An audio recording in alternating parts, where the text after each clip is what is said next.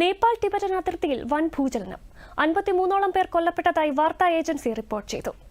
രാവിലെ 9:05 അനുഭവപ്പെട്ട ഭൂചലനം റിക്ടർ സ്കെയിലിൽ 6.8 തീവ്രതയാണ് രേഖപ്പെടുത്തിയത്.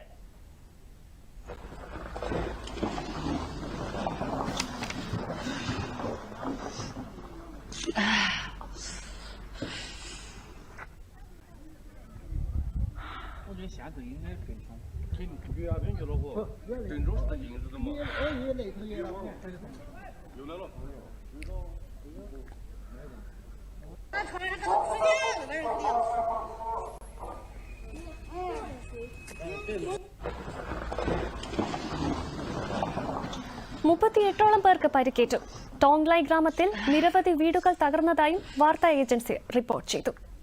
ഭൂകമ്പത്തിന്റെ പ്രകമ്പനം നേപ്പാളിലും ഭൂട്ടാനിലും ഇന്ത്യയിലും അനുഭവപ്പെട്ടു. ബീഹാറിലും അസമിലും ഭൂചലനത്തിന്റെ പ്രകമ്പനമുണ്ടായി.